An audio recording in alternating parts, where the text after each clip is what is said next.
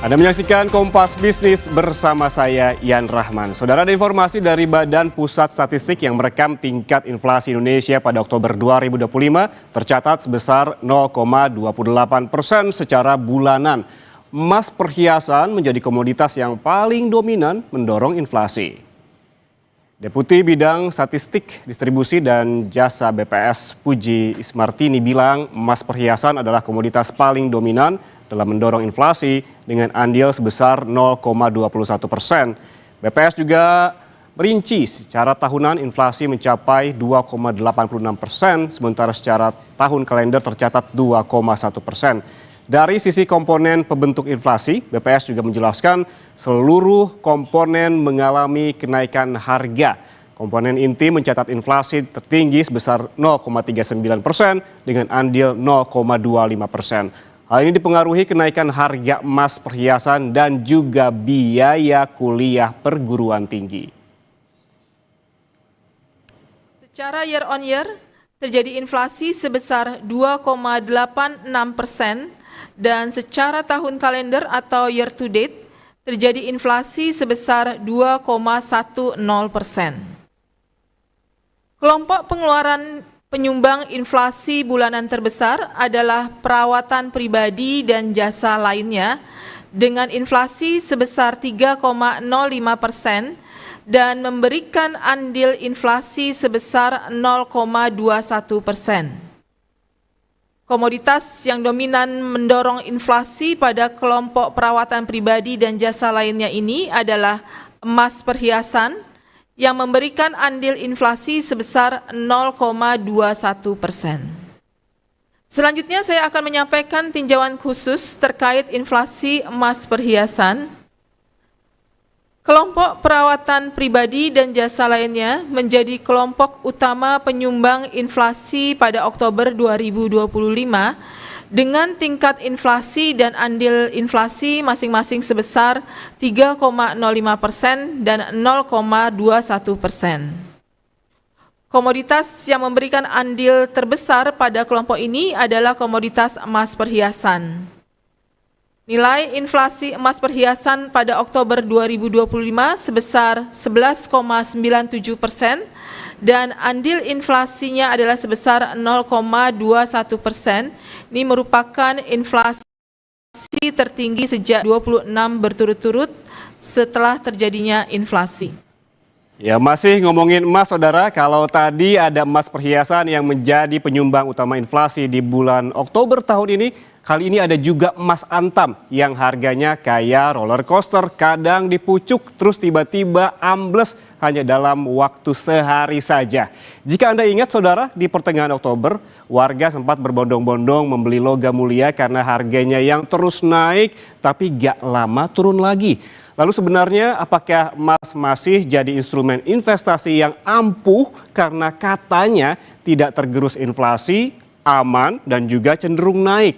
Atau sebenarnya, saudara, ini sudah ada di titik jenuh dengan penurunan harga yang signifikan selama 2 pekan terakhir?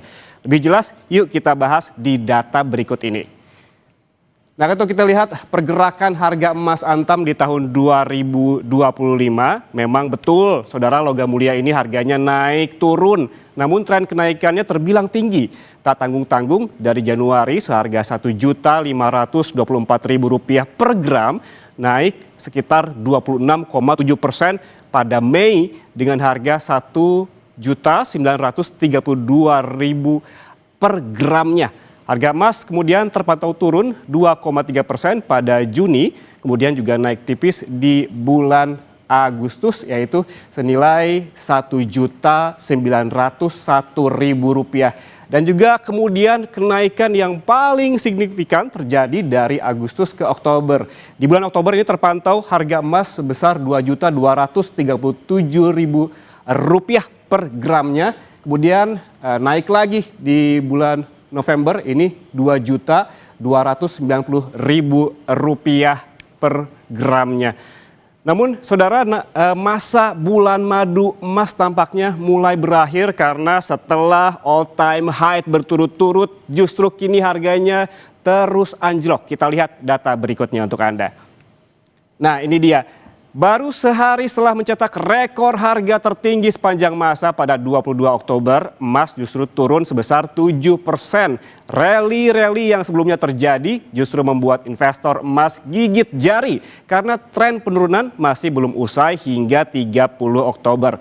Emas, saudara, ini sempat naik tipis pada 31 Oktober dengan harga Rp2.305.000 per gram. Namun hingga kemarin ini terpantau emas antam kembali tumbang di harga Rp2.278.000 per gram.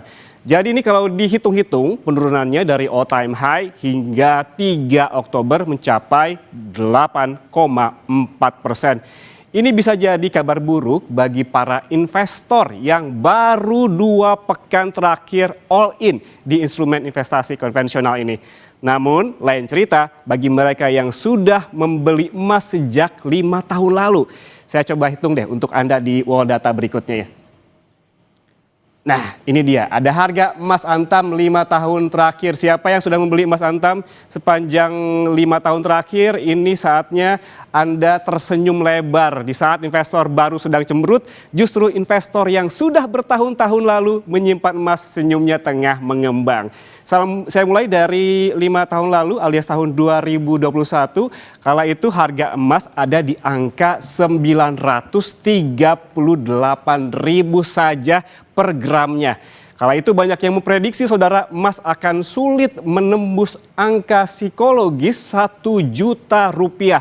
Namun prediksi itu meleset, emas justru naik melampaui perkiraan orang-orang begitu, termasuk juga para analis. Di mana pada tahun 2022 emas justru melampaui harga 1 juta, yaitu Rp1.026.000 setiap gramnya. Kemudian naik lagi di tahun 2023 yaitu Rp1.141.000 per gramnya. Dan terus meroket di tahun 2024 menjadi Rp1.515.000 setiap gramnya. Dan di tahun inilah yang menjadi peningkatan paling tinggi di harga emas. Di tahun 2025 emas mencapai Rp2.487.000 setiap gramnya. Dan kalau dihitung-hitung saudara, jika Anda berinvestasi emas dari 5 tahun lalu, maka keuntungan yang didapatkan dari pembelian emas per gramnya itu sebesar 165%. Bukanlah angka yang sedikit begitu.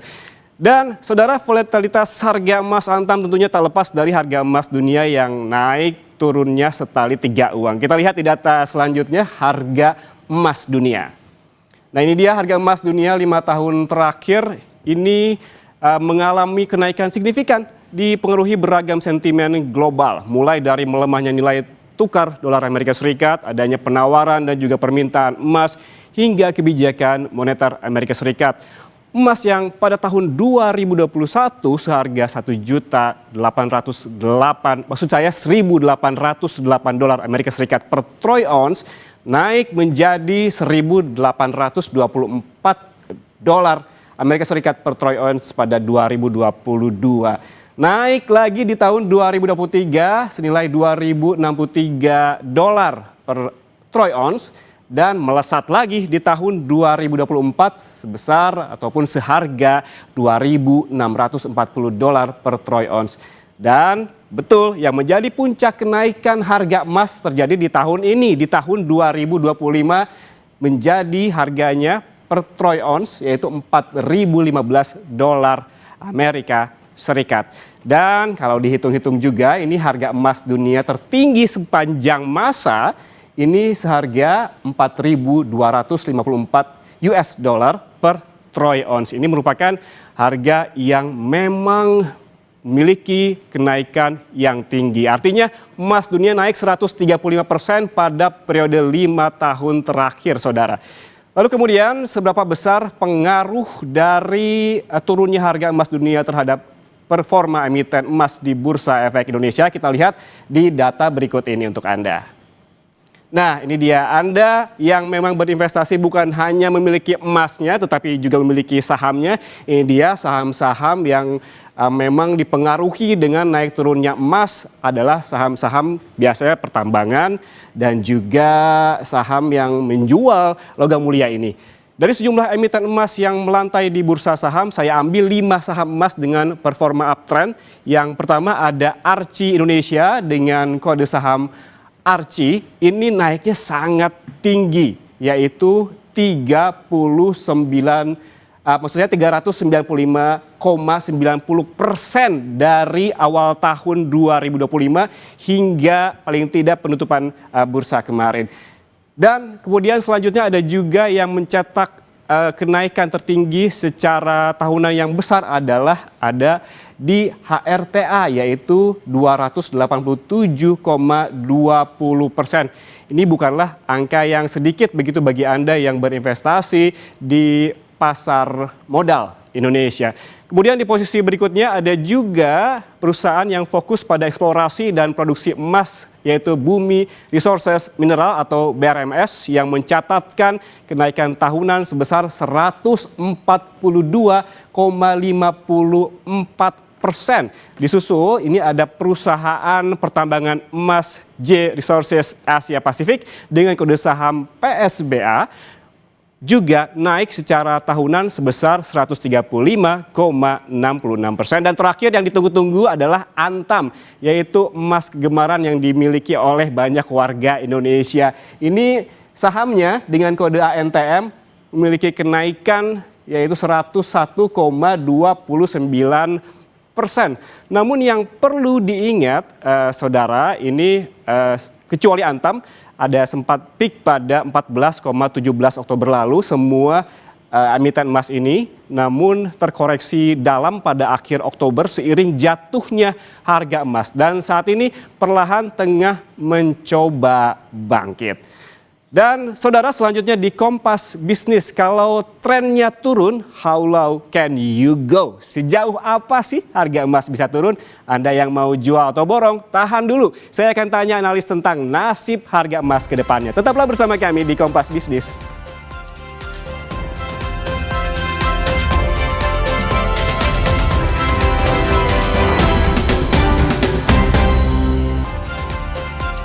Saudara, lalu apa saja kemudian yang menjadi biang keladi di balik volatilitas harga emas yang tinggi dan seberapa besar ruang tumbuh logam mulia ke depannya? Kita langsung bahas bersama pengamat mata uang dan juga komoditas Ibrahim Aswaibi. Pak Ibrahim, selamat pagi. Selamat pagi, Mas Yan. Pak Ibrahim, ini kita lihat dari awal tahun harga emas tuh rally naik hingga saya hitung-hitung ya 26,7%. Pengamatan Anda, apa saja yang menyebabkan emas ini naik secara signifikan selama setahun terakhir? Ya, terima kasih Mas Yan. Saya melihat bahwa kenaikan harga emas dunia banyak didukung oleh beberapa faktor, terutama adalah faktor geopolitik, ya baik di Timur Tengah maupun di Eropa, terutama adalah invasi Rusia terhadap Ukraina, kemudian invasi Israel terhadap Palestina, terutama di jalur Gaza, itu yang pertama. Kemudian yang kedua, ya tentang perpolitikan di Amerika. Ya saat itu Trump menginginkan agar Bank Sentral Amerika itu menurunkan suku bunga, tetapi berkali-kali Bank Sentral Amerika tidak menurunkan suku bunga, bahkan hanya mempertahankan suku bunga, sehingga apa? Sehingga pada klimaknya Trump itu adalah memecat Tina Chok ya sebagai gubernur Bank Sentral Amerika, walaupun akhirnya Tina Chok melakukan banding di pengadilan federal dan dimenangkan. Nah, kemudian Trump sendiri tidak puas ya dengan bandingnya. Kemudian pengadilan federal itu adalah menerima bahwa pemecatan Trump adalah ilegal. Kemudian Trump pun juga melakukan banding terhadap Jaksa Agung di Amerika yang sampai saat ini belum mendapatkan satu hasil. Kemudian di sisi lain pun juga tentang spekulasi penurunan suku bunga. Spekulasi penurunan suku bunga bukan dilihat dari inflasi, tetapi dilihat dari tenaga kerja dan pengangguran yang cukup luar biasa. Tetapi saya lihat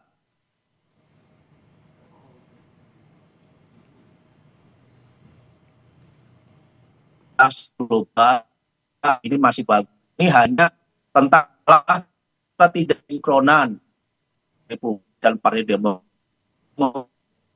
RUU melihat bahwa kenapa Partai Demokrat itu tidak mau ya menyetujui pendanaan kan adanya pemotongan persen Obamacare.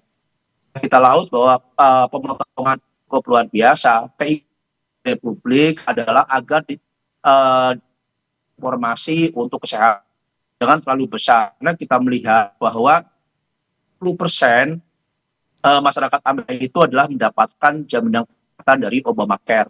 Nah ini yang sebenarnya buat harga emas melambung tinggi. Nah kemudian kita melihat bahwa ada koreksi-koreksi, ini adalah sangat wajar ya karena harga sudah terlalu tinggi. Pertama, kenapa terjadi koreksi itu pada saat harga emas dunia logam mulia sudah mengalami kenaikannya cukup signifikan, banyak masyarakat yang tidak mampu untuk melakukan pembelian. Nah sehingga apa? Ada opsi bahwa untuk safe haven lindung nilai berikutnya itu adalah silver. Nah sehingga apa? Pada saat orang mengatakan bahwa banyak pengamat yang mengatakan bahwa silver adalah alternatif investasi ya selain dari logam mulia, inilah akhirnya fund-fund besar di Eropa, di Amerika, di Asia melakukan taking profit, apalagi bersamaan dengan apa? Bersamaan dengan pertemuan ya antara pejabat Amerika dan pejabat Tiongkok di KTT ASEAN ya ada sedikit membuahkan hasil, kemudian dilanjutkan di Korea Selatan di Busan KTT APEC yang menghasilkan ya adanya biaya impor diturunkan 10%, kemudian untuk tanah jarang itu dihilangkan dari 50%. Nah ini yang sebenarnya membuat logam mulia maupun emas dunia terkoreksi. Nah terkoreksinya ini apalagi sekarang ya mengalami koreksi lagi ya karena apa? Trump sendiri sudah mengultimatum terhadap Partai Republik agar di minggu ini ada keputusan tentang RUU pendanaan ya karena apa? Libur pemerintahan federal ini sudah 5 minggu ya sehingga apa? Saya melihat bahwa kalau seandainya libur ini sudah terlalu lama, Bank Sentral Amerika pasti tidak akan membahas lagi tentang penurunan suku bunga karena kurangnya data yang akurat, terutama adalah data inflasi, kemudian data pengangguran, data tenaga kerja.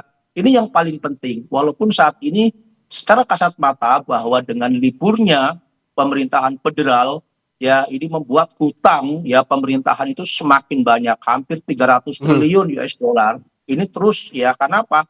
Gaji untuk militer itu harus dibayar, kemudian subsidi untuk pertanian di Amerika pun juga harus dibayar sehingga harus meminjam ya utang dengan dana taktis. Nah ini Mas Yan sebenarnya yang membuat harga emas dunia logam mulia terkoreksi. Tetapi kalau seandainya di minggu ini ada keputusan tentang RUU pendanaan, kemungkinan besar harga emas dunia maupun logam mulia akan kembali melejit naik. Pak Ibrahim, itu Mas.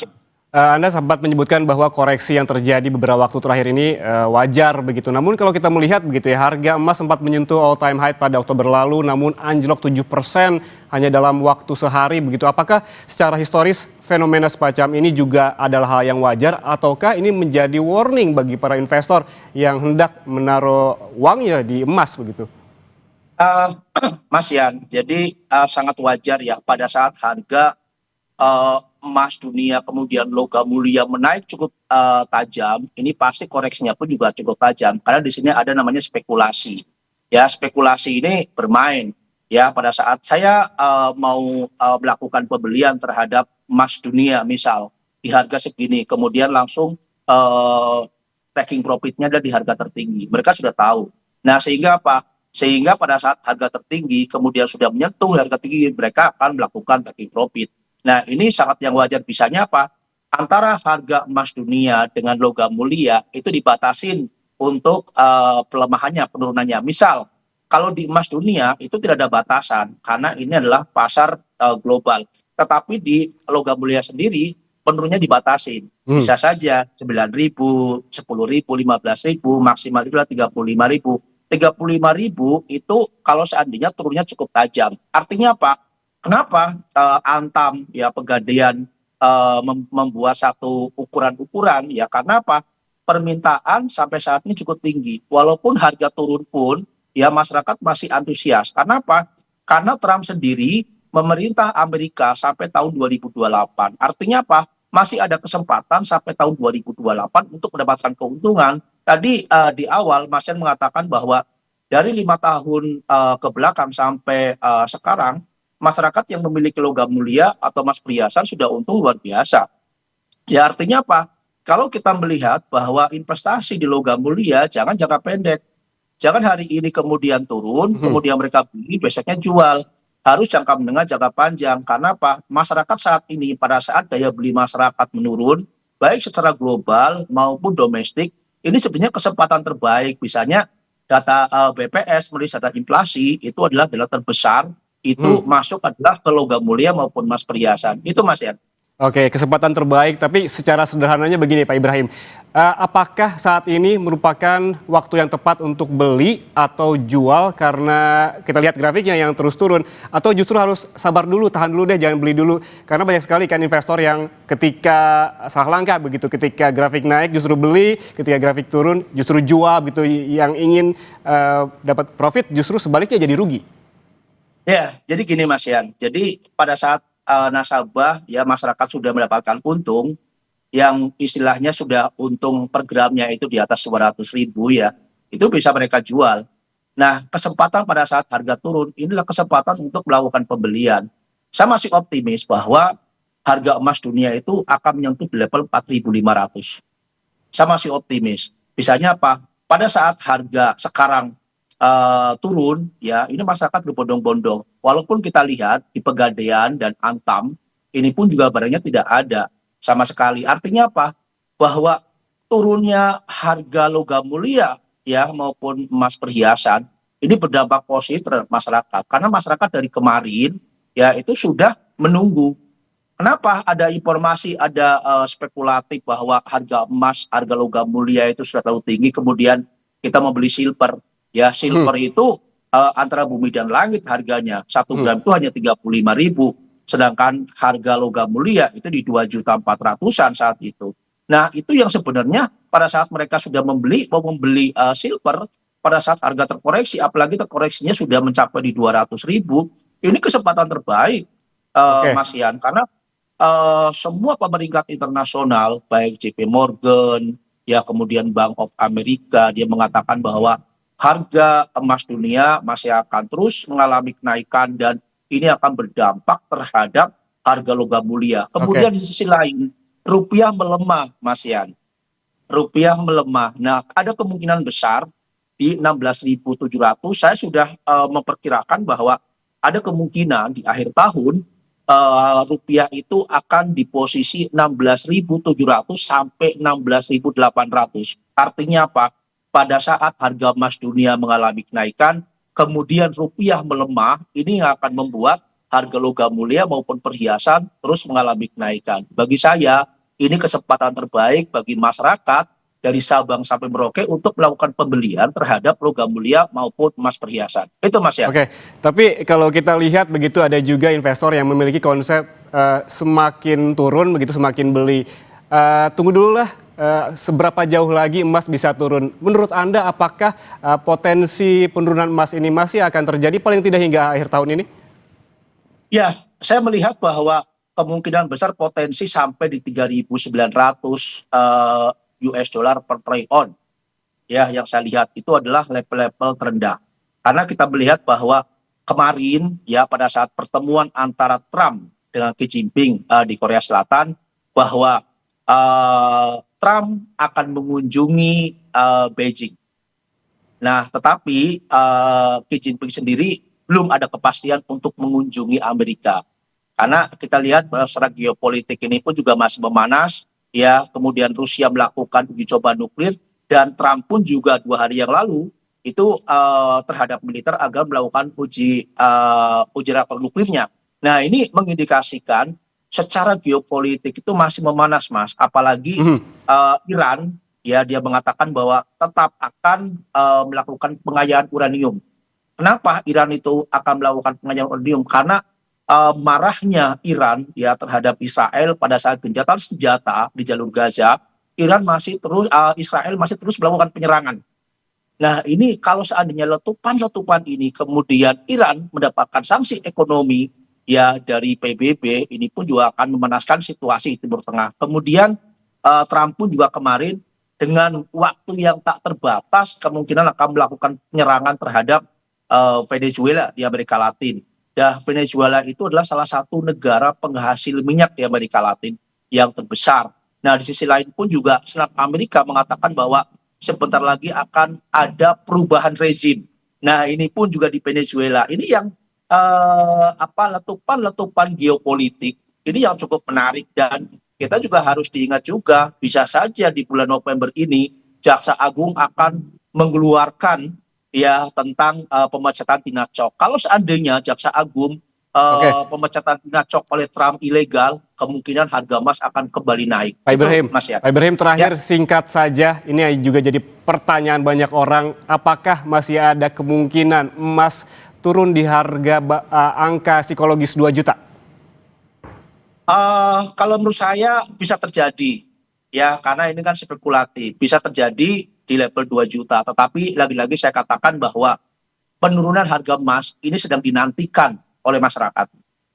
Ingat, masyarakat itu akan melakukan investasi jangka menengah, jangka panjang. Mungkin kemarin sudah mendapatkan keuntungan, kemudian sebentar lagi memasuki Lebaran di bulan Maret.